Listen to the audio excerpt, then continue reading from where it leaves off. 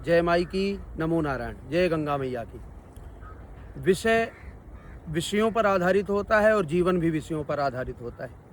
जीवन में सब कुछ प्राप्त हो जाए ऐसा संभव नहीं होता है। सब कुछ उसे ही प्राप्त होता है जो साधक होता है, जो सोच से ऊपर कर्म करता है, परिश्रम करता है, मेहनत करता है। आज की गतिविधि में मुझे याद आते हैं वीर विक्रमादित्य। वीर विक्रमादित्य एक ऐसे राजा हुए जिन्होंने संपूर्ण जनमानस के लिए, संपूर्ण समाज के लिए अपने भेष बदल करके भी जा करके उन्होंने सबके कष्टों को देखा, सबके कष्टों से अवगत हुए और सबकी स्थिति परिस्थितियों की अनुकूलता प्रतिकूलता को देखते देखते उन्होंने संपूर्ण जनमानस के लोगों को खुशहाल जीवन दिया। आज वही स्थिति हम सब लोगों के मध्य में स्थित है। हम आदरणीय प्रधानमंत्री श्री नरेंद्र मोदी जी को वीर विक्रमादित्य की तरह देखते हैं। आज उनके समस्त जनमानस में, समस्त भारत के इस भूमंडल पर जो भी हो रहा है वो उचित हो, अनुकूल हो, शाब्दिक हो, तत्वनिष्ठ हो, ऐसी कामना हम करते हैं माँ गंगा से। अभी बहुत सारे विषयांतरों में उथल पुथल हो रही है।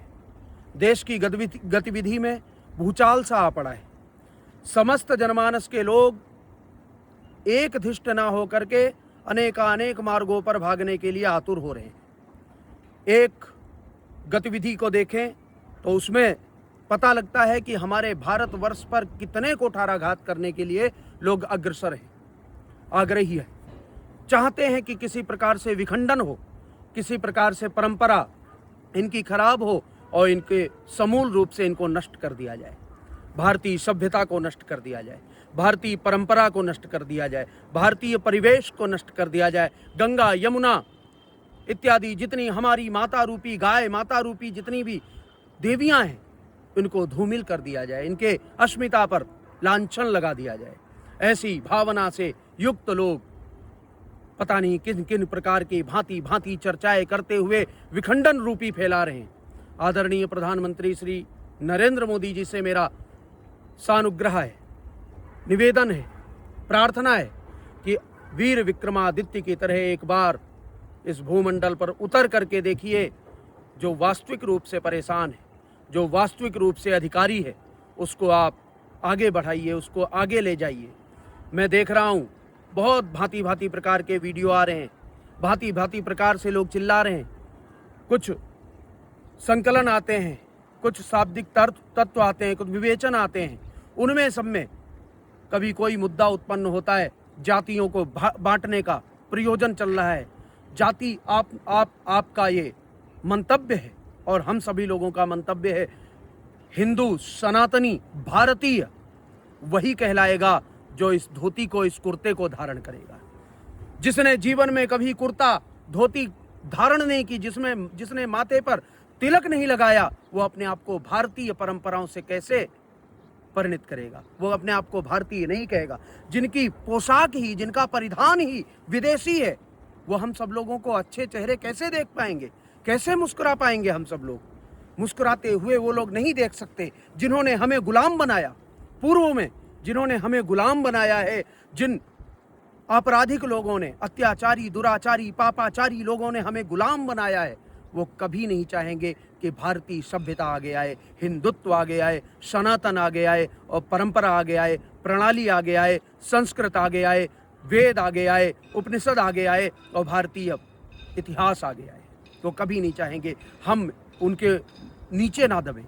और दूसरा मुद्दा ये खड़ा होता है कि छोटे छोटे बच्चे 8 साल से 7 साल से उनको जो मोबाइल दे दिया जाता है, माँ बाप की भी इसमें थोड़ी सी चूक है, भूल है, उनको मोबाइल दे दिया जाता है और मोबाइल से वो ऑनलाइन, ऑफलाइन तो दुनिया पागल होती चली जा रही है। ऑफलाइन खाते हम ऑफलाइन, जीते हम ऑफलाइन, श्वास हम ऑफलाइन लेते, पानी हम ऑफलाइन पीते, भोजन हम ऑफलाइन करते। हमारा जीवन की सुबह से रात्रि तक की जितनी भी दिनचर्या है वो सब ऑफलाइन है।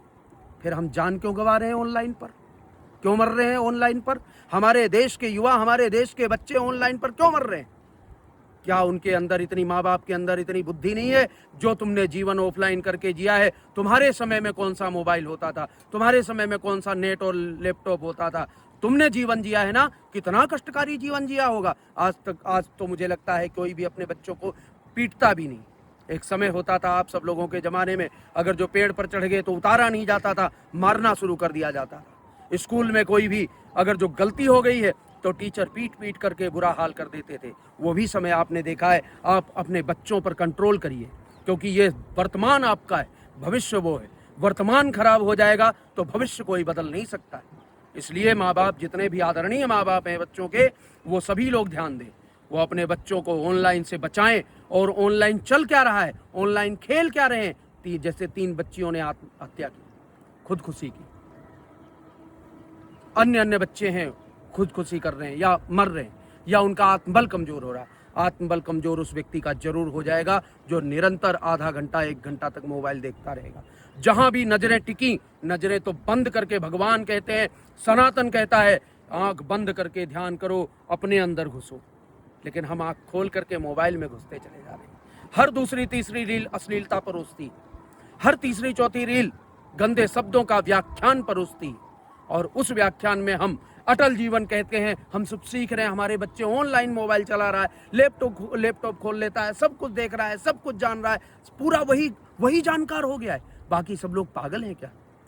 अगर जो पागल हैं तो फक्कड़ के पास क्यों जाते हैं? एक फक्कड़ के पास जितनी मस्ती है, एक ऑफलाइन में बैठा हुआ साधु संत विरक्त व्यक्ति सज्जन वो बैठा हुआ है, उसके पास जाने के बाद शांति क्यों मिलती? अगर जो मोबाइल में शांति होती, अगर जो ऑनलाइन में शांति होती, तो नहाने की जरूरत नहीं पड़ती, खाने की जरूरत नहीं पड़ती। इन सब विषयों पर ध्यान दिया जाए, सरकार की जिम्मेदारी है, और वो सरकार इन सब चीज़ों पर ध्यान दे। जो भी बच्चे इस प्रकार के गेमों के अंदर, जहाँ पर मरना ही एक तत्व है, उसे दूर किया जाए, उसे हटाया जाए। तीसरा मुख्य विषय यह है कि हमारे बीच से गाय संरक्षण की बात होती है। उसी रोड से, जिस रोड से हेलमेट पहन करके व्यक्ति नहीं निकल सकता, उसी रोड से गाय से भरे हुए ट्रक निकल जाते हैं। क्या शासन प्रशासन को पता नहीं चलता? चलना चाहिए।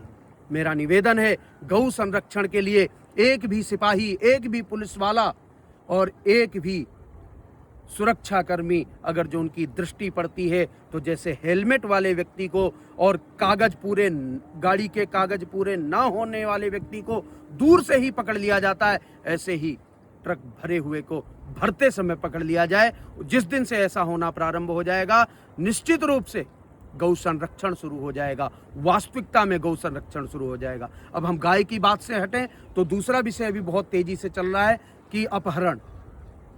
पता नहीं, दिल्ली, राजधानी दिल्ली जो नाभि है, भारतवर्ष की नाभि है, उसमें से बच्चे बच्चियां सब गायब हो रहे हैं। कहाँ जा रहे हैं? कौन ले जा रहा है? मोबाइल गायब होता है, किसी का पॉकेट गायब होता है, किसी का बैग गायब हो जाता है, वो पकड़ लिया जाता है। क्या मनुष्य नहीं पकड़े जा रहे? पकड़ना चाहिए। प्रत्येक, मैं सरकार के अतिरिक्त जितने भी सुरक्षा कर्मी हमारे भारतीय हैं, उनसे भी निवेदन करता हूं, वो एक एक बिंदु पर ध्यान दें, क्योंकि आज दृष्टि हटी तो समझ लो उन आताताइयों के जो मन में है, उसी दिन उनका सफल हो जाएगा। सावधानी हटी, दुर्घटना घटी, और दुर्घटना घटने से देर नहीं लगेगी, तुरंत दुर्घटना घट जाएगी। वैसे भी ज्योतिष के अनुसार यह 2026 बहुत अच्छा नहीं है। इस 2026 में हमें अपनी परंपराओं के आधार से लड़ना चाहिए, हमें अपनी परंपराओं की स्थिति को स्थिर करना चाहिए। हमें परिधान, परिवेश, प्रजाति, परंपरा, प्रणाली, इन सब की अपनी धरोहरों को संजोए रखने की आवश्यकता है, क्योंकि यह शनि का वर्ष है, यह इष्ट का वर्ष है, और इसमें अपने इष्ट को साधने की प्रत्येक व्यक्ति में तन्मयता होनी चाहिए। इसीलिए सभी से सानुरोध प्रार्थना है कि सभी लोग मूल रूप से अपने तत्व पर ध्यान दें, अपने मूल मंत्र पर ध्यान दें, अपने मूलत्व पर ध्यान दें, अपने भारतीयत्व पर ध्यान दें, अपनी सभ्यता, अपनी परंपरा पर ध्यान दें, क्योंकि आज ये है तो आप सुखी हैं, ये नहीं तो दुखी ही दुखी हैं। देखिए अन्य अन्य देशों में क्या क्या हो रहा है। इसलिए जाति भेद दूर किया जाए, जाति परंपराओं में ना बांटा जाए। जो गरीब है, जो दुखी है, उसको पूर्णतया सहयोग दिया जाए। महाराज अग्रसेन ने भी कहा था कि जिसके पास कुछ नहीं है उसको जितने बड़े लोग हैं सब सहयोग करें, एक एक असरफी का, एक एक अनाज का सहयोग करें। जिस दिन ऐसी भावना, और मोदी जी ये कार्य कर सकते हैं, वो सभी से उन्होंने कोरोना को भगाने में थालियां बजवा दी, चिमटे बजवा दिए, शंख घड़ियाल बजवा दिए। लोगों में विश्वास जग गया कि हाँ, मोदी जी ने कहा है शंख बजाओ, घंटी बजाओ, कोरोना भाग जाएगा। घर में बैठकर भी व्यक्ति निडर होकर के बैठा रहा कि मोदी जी ने कहा है, तो कोरोना हमारा कुछ नहीं बिगाड़ सकता। इसी प्रकार से समूल भारतवंशी, भारतीय, और भारतीय प्रत्येक व्यक्ति भारतीय है, और उन भारतीयों के लिए मोदी जी को आगे आकर के दो शब्दों के माध्यम से कहना चाहिए कि तुम मुट्ठी हो, और तुम जब बंद होते हो तो मुक्का बन जाते हो।